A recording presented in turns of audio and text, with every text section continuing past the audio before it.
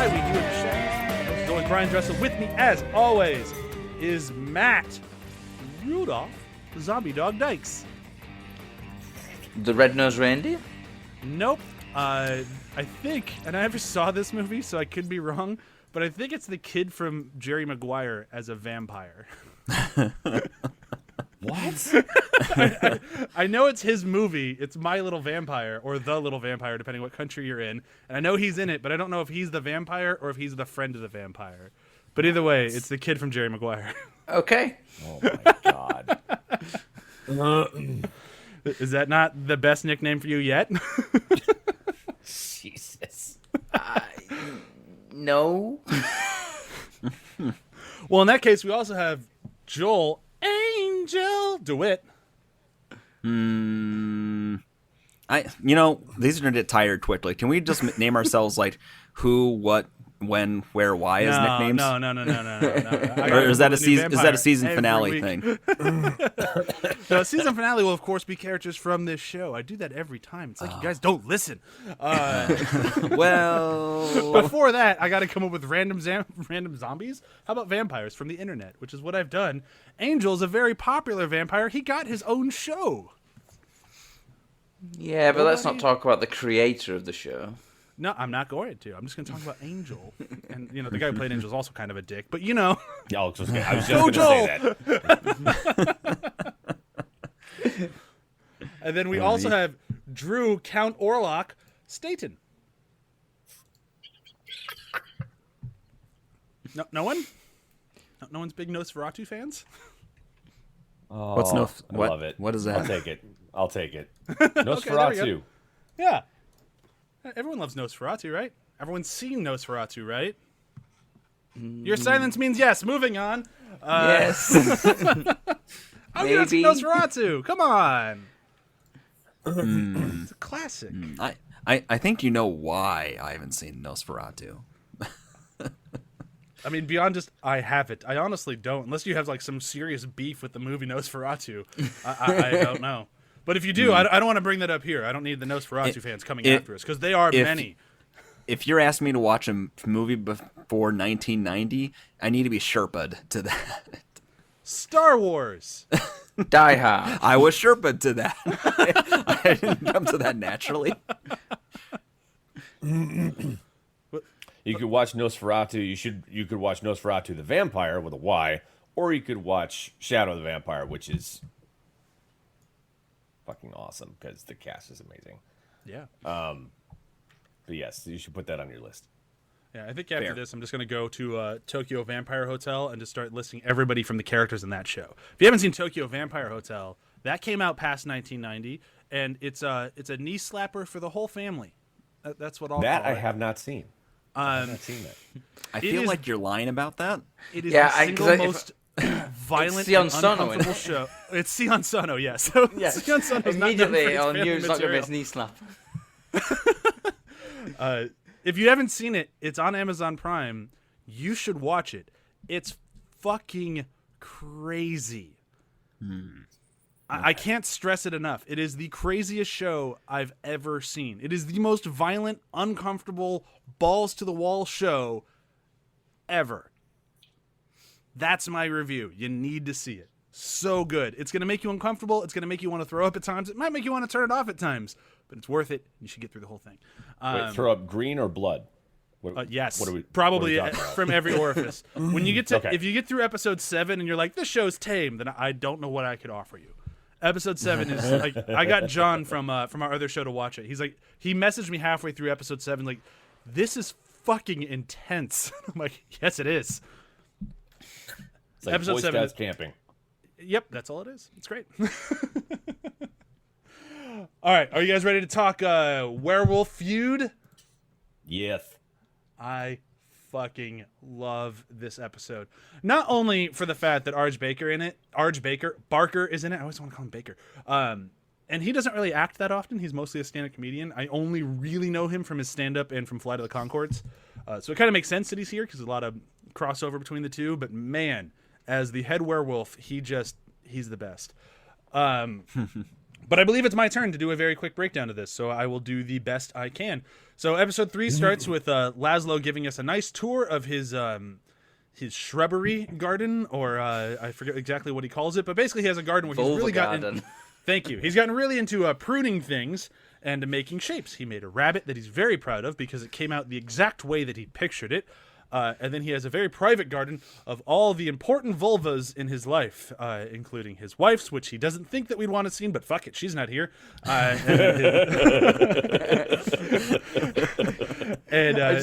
Who gives a fuck?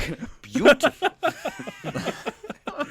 And the number one, the piece de resistance, his mother's. When he gets to his mother's, he finds that it is soaked in werewolf pee. Some werewolf has broken into their yard and pissed all over his mother's vulva. Sorry, let me breathe. So he has to go get a werewolf trap, puts it out in the yard, catches a werewolf. Werewolf traps are illegal as opposed to the what was the treaty of like 1993? Yeah, tens upon tens of years. Tens of years. Not supposed to use werewolf traps. He does. He catches a werewolf. Tens of years. Shit is gonna go down. They're gonna fight, but then they agree to actually listen to the creed and the treaty that they had. So it's gonna be a one-on-one fight. They have their one-on-one fight. Nandor's the winner. We're gonna talk into how that happens when we get there. I don't want to spoil it here. Meanwhile, in the B story, easily their best B story throughout the entire show, I would argue, Colin Robinson has a little bit of competition at his office when a new version of Energy Vampire, a very heightened version of Energy Vampire, starts working at the office with him. And she's an emotional vampire named Evie. And she's fucking amazing. Her entire job is just to depress you so hard that you lose all energy just talking to her. They start a little bit of a romantic relationship, hunting in the office together. Nothing in the office is getting fucking done because everyone is passed out at all times, or passed out so hard they're in a coma. But they eventually realize they don't work out well and they have to break up. But Colin Robinson has a lot of trouble breaking up with her because she starts using the breakup to feed off of him, and it's just the best. Yeah, that's pretty much the whole episode, right? That's both A and B. Yeah, caught it. Cool. I didn't mention who plays Evie. It's Vanessa Bayer from SNL, if you didn't know. And Vanessa Bayer is another person who just... She reminds me... I'm just going to start with Vanessa Bayer. We're going to start on Colin Robinson, then we'll go to the werewolves, because werewolves are definitely the highlight of the show. Not that the Colin Robinson stuff is bad. But Vanessa Bayer she reminds me a lot of Matt Berry. If you go back to our first episode in the pilot where I talk about Matt Berry and how he is kind of Matt Berry in every role, but also brings a new thing to it. So it's still not just Matt Berry reading these lines. It's a totally different character, just with a Matt Berry spin. I get the same thing from Vanessa Bayer. Vanessa Bayer plays every character very different. They're always different people, always different things, but it's always her. And I love that about her, because it really brings that style of comedy, and man, is she good in this episode. The first time you see her, like, quote-unquote, feeding, where it's like, there's something not right about this Evie Russell, and the camera, like, sort of pulls up and it zooms in, and she's there crying, and then turns it back on the person she's just speaking to, and then that smile on her face. It's just she's brilliant. She loves feeding so much. And the way she's breaking up with him, it's like, now I'm just going, oh, please don't. No, you can go. Please go. No, you can go. And I love how much Colin is just so bewildered by all of it at the start. Like he is the king of the castle of this place. He is the master of his domain here. And then all of a sudden he is just confronted with her, and he just doesn't know what to do with her, because he's feeling sort of like he's reaping what he's sowing, right? He has fed off of these people for so long, and then suddenly he's confronted with basically the same thing of a different color. Yeah. Oh yeah. And he's just so frustrated by it because he can't eat. Like, he works there specifically to eat, and Evie's taking all of his food. I mean, the bit in the restaurant between those two is brilliant, where it's like, you want to eat your food? We're feeding right now. And just the whole explanation, like, oh yeah, I don't eat because I have Munchausen's by proxy. It's like the whole... I can't even do it. It's so fucking funny. And the fact they can just both do it with that straight face just kills me. I mean, I wonder how many takes that took. I mean, it could be that they were able to do it each time without laughing, but I just feel like that would have been so hard to get through without laughing. For me, it'd either be that or it'd be their battle in the office scene. Like that, just like the, let me send you some reading material on the... No, Yes. when they're like both risen up in the sky, screaming at each other, like, I'm going to send you reading material on the millennial housing crisis. Like, The 1999 film Hackers, starring Johnny, still holds stands up. And each thing they say like affects the other one, like some like Dragon Ball Z energy fight. Like, Yeah. and they're both just dead at the end. They're just both lying on the ground, just completely just drained. And then that poor woman walks by to clean and just start immediately feeding on her. Yeah, I love that so stuff. good. And just speaking of the quality of the writing of the show, is like this is a B story. This is not what we're here for. It's not what the episode's named after. Like, yes, we're here for these characters and everything we love, but at the same time, it fills in just enough. It doesn't overstay its welcome, and it doesn't overshadow the A story. Like, it's done so perfectly that you can love everything in this, and might also kind of forget it happens in this episode.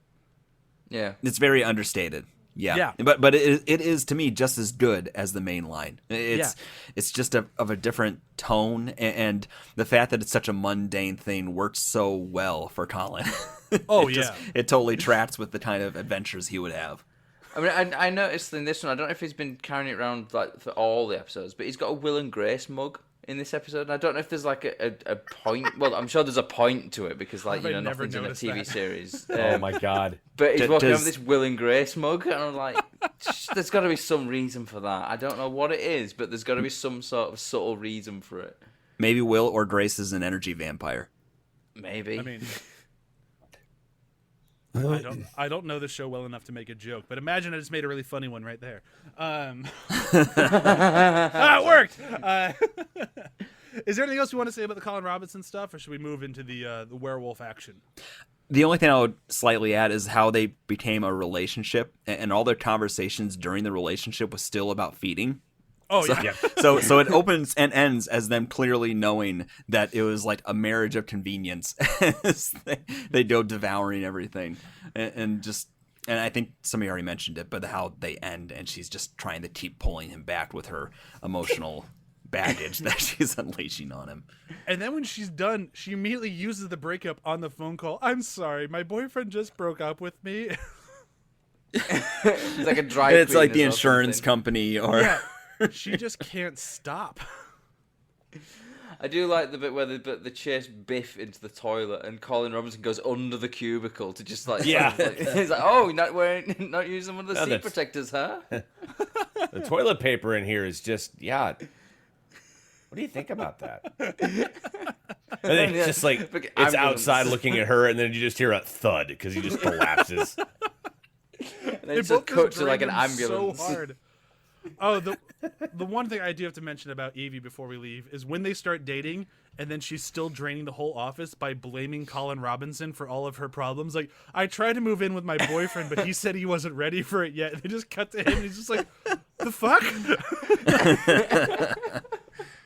Okay, so let's move on to the werewolves. The werewolves in this show, much like the movie, very different than the movie, but still equally hilarious here. And I love it that they're a good pack of werewolves with a leader that not everybody really seems to enjoy that much, but they're kind of stuck with. There's like a bit of a power struggle as well, because you've got the female werewolf who's like, quote unquote, undermining him, and they have that argument on the lawn. Oh yeah, like, did you really just wake us all up here to come piss on a lawn? Like, I thought we're gonna fight. Like, what's going on here? And he's like, no, we're just here to, just like piss him off. It's like, hold on, what's the goal of this like whole operation? It's just like nobody knows. He's just mad at the vampires for some reason, and it's fun because like Joel mentioned it when we did the episode on the movie. Like the vampires are the instigators every time. Every time. Like every they just time. smell werewolves and like, let's go fuck with them. In the show, it's the other way around. It's just like the werewolves are very, very specifically fucking with Laszlo, and they don't really ever explain why. They're just kind of doing it. Yeah, that's quite interesting. Like I hadn't thought of it like that, but yeah, it's like a role reversal between the types of werewolves that are in the film and the ones that are in the series. Like in the film, they are sort of trying to avoid conflict, whereas the ones in the series seem to be seeking out the conflict. Oh yeah, like even when you get to the battle at the end of the episode, like it's not a full moon, and the other guy just transforms. It's like, oh yeah, this guy's fucking crazy. He just thinks about a full moon. He's very creative. And I love his like mid-transform face, like when he's not quite full werewolf yet, and he just kind of looks at the camera. It's like half human, half werewolf. It's just like this perfect Durr face. I was very disappointed like later in the scene when he actually looked like a werewolf, because I wanted to have that sort of like, it's not a full moon quite yet face, but I'm doing the best I can. Like that's what I thought they were going with. I'm like, oh no, he does fully transform. Dang it. I will say I was impressed with the full werewolf like hybrid form they came up with for this show, because like you don't see it in the movie very well, but like these were really well done, which is somewhat hard to do, at least it used to be in the 80s, but like now it's just kind of second nature, I suppose. But I was impressed by how they looked when they fully changed. Well, it looks more practical as well, so it didn't look like CGI as well, which is the problem you get with like, these days. It's like, you know, the first thing they'd be like, oh, we'll do a CGI creature, but then it's just going to look like a CGI creature. So like, I liked that they did, you know, practical effects as well. I thought that worked really well. There's something about like CGI, it doesn't really work for comedy. Like having it physically there. I mean, and I'm not sure how much was physically there and how much was enhanced, you know, CGI later, but clearly there's a bit of a blend. And like it just works so much better having something tactile there to be funny to bounce off of. Being funny off of a guy in a suit doesn't quite work as well unless you're fucking James Gunn and directing Guardians. But like it's a hard thing to pull off and a high bar to try to reach. And I think it worked really, really well in this episode.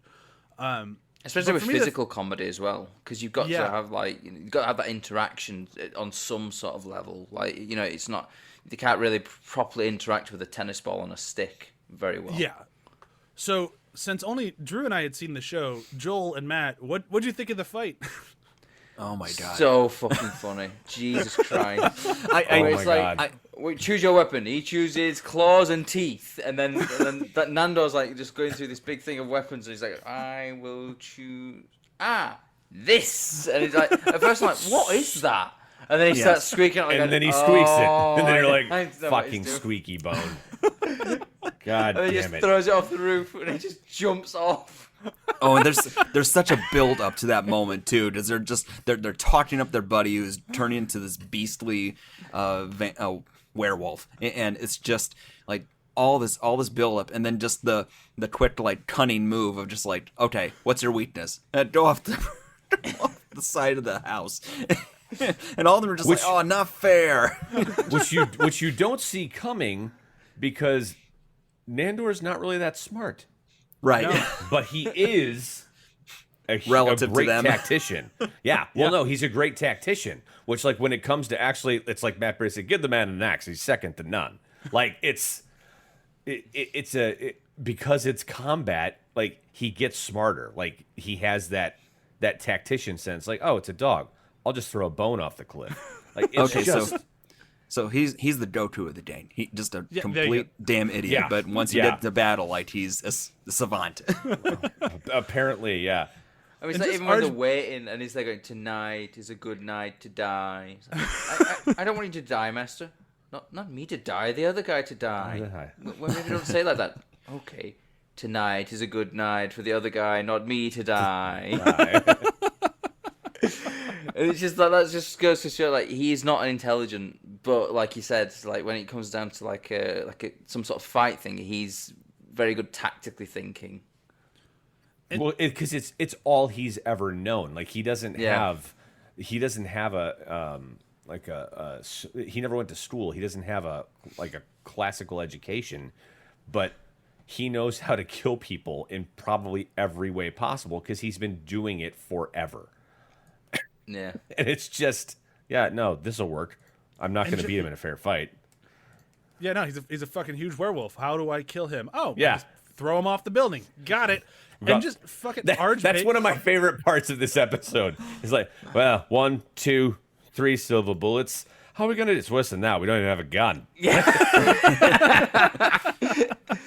How are we supposed to get on a whole wolf pack with 3 silver bullets? It's worse than that. We don't even have a gun.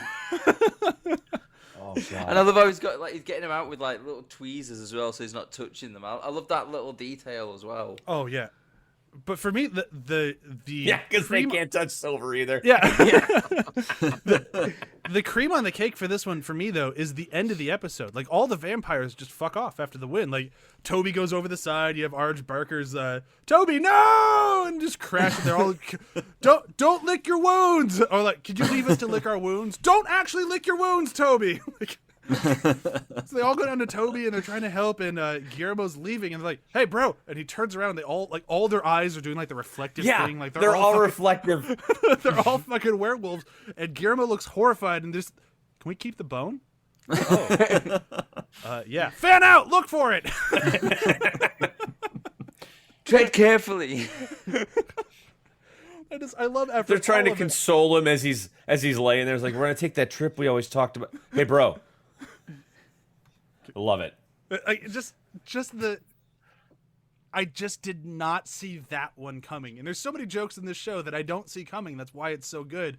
But there was just something about can we keep the bone? Yeah.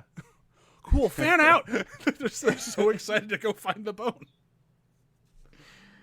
Damn it, what got me as well is like in this one when they are bats and you just hear Laszlo go human form and then they turn on I don't think they've done that in any other episodes before, and that always caught me out on this one. It just human form, but it's a bat saying that as well. And I love that he doesn't just yell human; he yells human form as opposed to just human. Because he doesn't yell bat form. He just yells bat. And how is it like now we're 3 episodes in, and we're just going farther and farther. How is it him yelling bat still funny? Because it's Matt Berry. It will never not be funny. Bat. It always it's seems like to Toast come of London. Well, you can fuck that sky high. Like. It always comes when I don't expect it, and then it's just the tone in his voice, the commanding tone in his voice, that just the seriousness he gives it, the absurdity of it. Yeah. Oh man, it's real good shit. Is there anything else that we have not mentioned in this episode that we'd want to hit before we say goodbye? I just want to mention one thing. Of course, the Caucasian werewolf is called Chad. Oh my God. Okay, so that we hit it. That is my favorite part of this episode when they're like, "Are you Native American?" No, this is fucking Twilight. I'm not Indian. Well, I actually am Indian. That's because my father was an Indian. I'm not. That's not what this is. Like, I can't remember. What does the guy say? It's like I'm Caribbean something.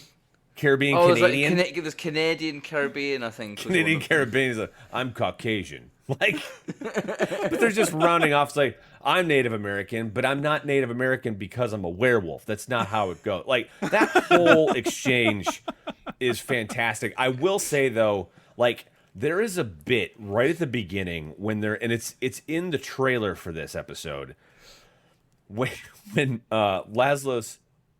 Or no, yeah, Nadia says, like, how did this happen? Or something like that. And Laszlo's like, I don't know, it wasn't me. Because it's talking about the werewolf trap, which he fucking puts in the ground. Yeah. And it's just, she looks at the camera, it's like, I fucking know he's lying. It is a split second, but it's just like, that motherfucker. Like, that may be my favorite part of this episode. Aside from the whole racial interaction between being a werewolf, it's a toss-up between those two. Oh my God, I forgot about that Nadia look. She is so fucking funny in this show. I know. It's ridiculous. They're so good at like those quick looks in this. So like, I remember when we did Frisky Dingo, we were talking about how they weren't afraid to have a lingering moment, like leave a lingering moment, like lingering moments. Whereas in this show, it's the opposite. you get these very quick looks, like glances at the camera in reaction to what someone's just said, and it's like again with the Colin Robinson feeding thing for the first episode. You blink, you miss it, but it's like a button on the end of the joke. It's so good. Those little looks. It's just the performances are just so goddamn good. All right, well, we're gonna use Drew's favorite moment there to launch into other favorite moments. Drew, are you cool with your answer there? Yeah, absolutely. Yeah. Okay. Matt, every time I think about it, I crack up. I'm sorry. Because there's just so much. Like, you see the entire history of their relationship together in that one instance. Like, that motherfucker, I know he's lying. It's more like, well, now I know how it happened. You fucker. That's great. Oh, man. Oh, shit. Matt, why don't you go next? Well, don't appear as a mist on the lawn, you prick. That was going to be mine. God damn it. Oh, it's just so good. It's like they're all arguing like with the werewolves, and then they start arguing with each other, and it's just the image as well of the mist just like coming down, and then all of a sudden like poof, and then Laszlo's there. Not Laszlo, sorry. Nando's there. And he's there going like, what about the human neighbours? Like, we've not even mentioned the human neighbour. Like Sean, I think is called. Sean, yeah. Yeah, Sean. And doesn't he burrow out the first time, or not the first time, but the when like the werewolves when they're all out on the front lawn after they come back and they're pissing everywhere? Doesn't he like burrow up the path or something? It's not. It's a mist, but it's got this sort of effect of like a burrowing. Burrowing effect because of the way the mist sort of like comes down. And then I just love like Laszlo's just line of just, well, don't appear as a mist on the lawn, you prick. Oh my god, that's such a good fucking moment. So if I'm not gonna take that one because Matt already took it, I'm going back to the other one of, hey, can we keep the bone?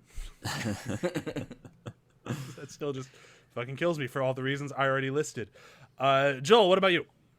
I think you covered a lot of the really good ones. One moment that I liked a lot actually was Colin's trying to sort of put the pieces together to figure out what's off with Evie, and he goes, Evie, emotional vampire. Like that weird coincidence is what brought him to the conclusion of what was happening. Colin Robinson, genius. Oh man! So this is a great fucking show. I think we solidified that. But if we haven't, good thing we have Manhattan Nightclub up next week. I can't even begin to describe how wonderful this episode is. When I said at the beginning of this week that this might be my favorite episode, the one that I was referring to that might other be is next week's Manhattan Nightclub. I don't want to spoil a thing for it. I don't want to spoil who's in it. There's a cameo / like special guest in it. And there's a wonderful hat. And that's all I'm going to give you. Fucking hat. The hat is so good. I'm really interested in finding out what this hat thing is now then. Oh my God. If only we could bring back Nick from Venture Brothers to have him on yet another episode to talk about a hat that he may or may not like. I have a feeling, given his history with hats, he will not like a hat. I don't know what this hat is, but I don't think he'll like it. He has something against headwear for some reason. Nick didn't like hats. I don't get it. But I'm guessing everyone on this show will severely love this hat. I don't think it's possible not to, and I don't want to spoil it any more than I already have. Let's do a quick round of plugs, and then we can say goodbye. For this show and every other show on the ATH Network, be sure to check out athpod.com. We are still in Jackie Chan month over at BTH, and coming up after that is Bette Midler month, and we're working on what movies we're going to cover for that so far. I have a feeling one of them is going to be Beaches, because, how could it not be? Everyone loves beaches, right? Right? I'm the only one out of the three of us on that show that has actually seen Beaches. It's a tearjerker. It's an absolute tearjerker. It really is, and it still somehow works. I know a lot of dudes don't like this movie, but I'm not joking. I think it's pretty good. We'll get into that and Behind the Hype in a few weeks. Be sure to check that out. Drew, you want to tell us about Demon Days? Demon Days is a 5th edition fifth addiction. Jesus Christ. I mean, it's also true. A fifth edition actual play podcast that my wife and my friend and my other friend are in, and it's about thirsty tieflings, and it's rated M for mature. It's a lot of fun. Yeah, come check it out. It's on all the streamings. It's on iTunes. It's on Google Play, and you can find me nowadays over on Strict24 on Twitch. I stream Phasmophobia on Thursdays, and I'm part of 2 streaming games on the second, third, and fourth Monday over on Norse Foundry on Twitch, and then the first and third Tuesday on Eric Frankhouse Presents. It's a Pathfinder 2 game and a Cyberpunk game, so come check those out. Joel, what you plugging? I'm a part of a podcast called Super GG Radio. It is a place where we talk about games old and new. Old is usually stuff that is in our backlog that we've never got around to till now. New are new games sometimes, but we also talk a lot about indies and small games. So if you're looking for that sort of fix of trying short, small little bites of stuff, give us a listen. Do you guys have an episode on Hades? We have talked about Hades in the past, closer to when it came out. Okay. That's a game that I actually dropped off after a few hours. It's a really good game. It was the right game at the wrong time. Which game? Hades. Oh, I haven't played it yet. Nothing but good things I've heard about it. And it is a quality game. Sometimes for me, I have to be getting it at the right time. Like, I'm just starting Bloodborne now, and I'm just finally starting to get the Souls game mechanic stuff. So, yeah, I am behind. I need people to Sherpa me to things. What can I say? Well, I'll say this. Go back to Hades. Or just wait for it to be on Game Pass in August, because it is going to be on Xbox and PlayStation and everything in August. But I'm 7 completions in out of 10. You got to finish it 10 times. That game is fucking incredible. Yeah, I need to put the time back into it. You will my enjoy it. My buddy got it for me on Steam, and I just haven't played it yet. I've been playing everything else. Yeah, I love everything that developer does. Their name is Supergiant Games, and like the last handful of games I've been in love with. But yeah, just hadn't had the time or drive to do it yet. Perfect. Okay, I have a 3-year-old son who is very tired of me podcasting, so I guess it's time to say goodbye. Do you want to say goodbye to everyone for me? Goodbye. Bye. Wonderful. Bye. Bye. Go to sleep, Mr. Werewolf.